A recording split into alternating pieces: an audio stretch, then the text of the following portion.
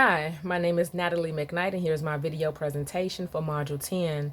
The first question is, what are my final reflections on what I have learned this term? My final reflections are teaching from a practical standpoint is highly beneficial for ELLs.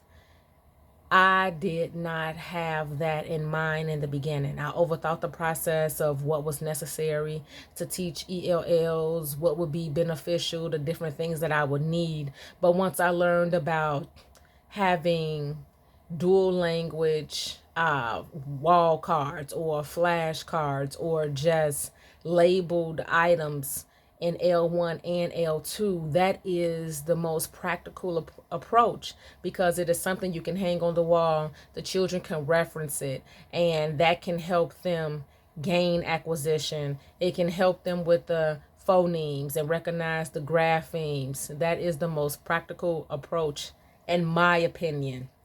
And that is one of my final reflections because it's something that's easy to do, but the ELLs benefit from it greatly.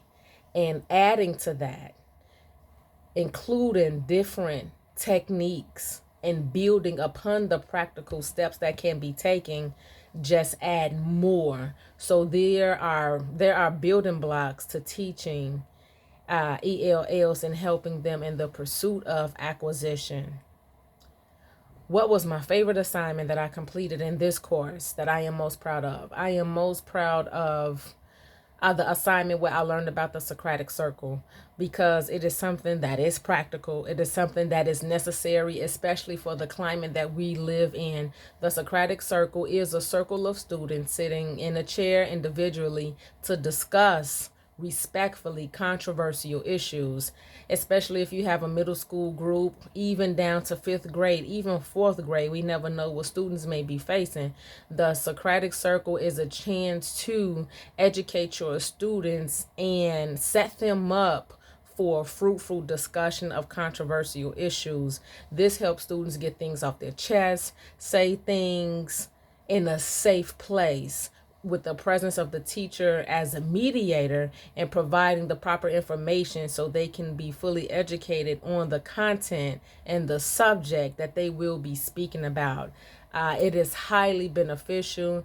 I am a big fan of tools that are practical but yield a lot of results. Before this course, I hadn't even heard about the Socratic Circle, so I am most proud of it because I will definitely use it in the classroom walls and outside of the classroom walls. I think even some adults can use that type of setting structurally, in part, outside of reading prior and being assigned things. It is a safe place to discuss controversial issues, and it is very good for the climate that we live in. We are not ignorant of our migrant situation. Some may say migrant crisis, but this circle will enable a teacher to pursue a respectful conversation and verbal exchange concerning this topic. So I am most proud of that because I did attempt it once. It was successful, and just practicing and learning more about it will enable me to be more successful with it. What is one takeaway based on what I have learned in this course and my observations? My biggest takeaway is teaching ELLs is not just an effort of the teacher, but it is the teacher also utilizing the peers, speaking with the family, getting up close and personal with the student, allowing them to bring their home life, their homeland, to the classroom through conversation, through bringing objects, through bringing pictures, or however they see fit as it is appropriate. It should be permitted. It is not just about us as teachers. It's not just about the content, but it is creating a community in the classroom to embrace the ELLs and making them know that this is home for you too. This is a place where you can not exclude where you come from, but include it. And that's only going to help them thrive. Again, my biggest takeaway, it's not just about what I bring, but it's also about what I let the ELLs bring and how I engage family and the classroom towards the acquisition of L2. Field classroom overview. What is the classroom background? So my classroom was small. It was about 15 students, some African American, some Hispanic, some were early in the process of learning L2, and some were further down the road. All of the students were warm, they were receptive, and the teacher was very warm. The classroom had different visuals of the Spanish language, coloring sheets, different representations of holidays, and other appropriate items in the classroom. Not as much as I would have liked, but there was a presence of it. Provide a brief summary of my group of students. My group of students, they were sweet children. However, they did kind of stand back from me in the beginning because they were taken away from the group from their classroom to work with me. So they were quite quiet in the beginning, but the more I was open to them, the more I remained consistently warm with them, they continued to open up and, share about home, share about their language, and not be afraid to attempt reading or speaking and be incorrect, which is another takeaway for me. Allowing the ELLs to make a mistake, allowing them to not be right, and not punish them for it in any form or fashion, because it is a learning experience for them. The more comfortable they can be, the more they can succeed. Based on milestone 2, what were my students' strengths and areas of growth? My students' strengths were they mastered the emergent readers process and just requirements. Their weaknesses, that they were not past the emergent readers steps or phase of reading. A lot of them still, well, not a lot of them, we only had 3, but some of them still needed work with learning the phonemes,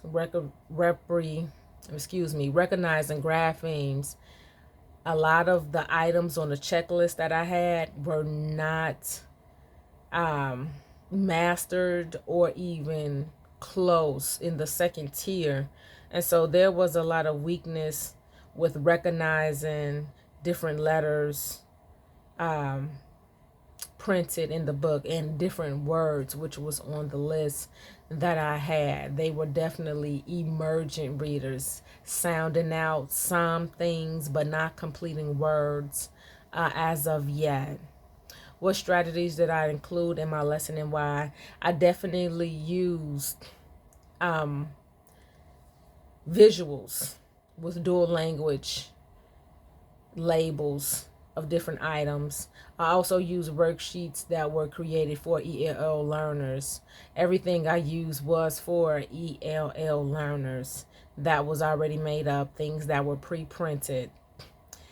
The strategy I did use the most was using visuals of dual language words in both English and in Spanish to help them move towards, gain cognition. What was successful about my lesson plan implementation? Students walk away with learning the term glossary and what it and what it meant, where to locate it in a book. What changes did I make as I implemented my lesson? A lot of times I remained quiet where I had planned to speak in the beginning, allowing the students to have their voice instead of me getting out content. Yes, we have to do that, but there is a place and a time where students, period, ELLs or not, should be able to contribute to the learning process, and not just the teacher just giving out so much content that they don't have a voice or not a participant in the process. What changes? Oh, okay. And what would I do differently? I would just what would I do differently with my lesson? With my lesson, I would practice my beginning. I had a beginning in mind for my lesson. I did not stick to that beginning, so I stumbled a little bit. Then I gained my footing shortly after, but I would just be more open to a flow instead of sticking with something concrete, because what we may have in our mind to be concrete, it may not be as smooth.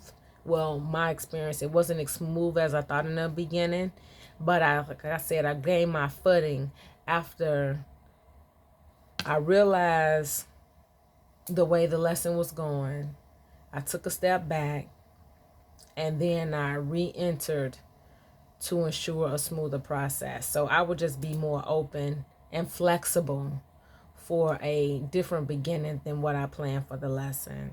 I hope you enjoyed. Thank you.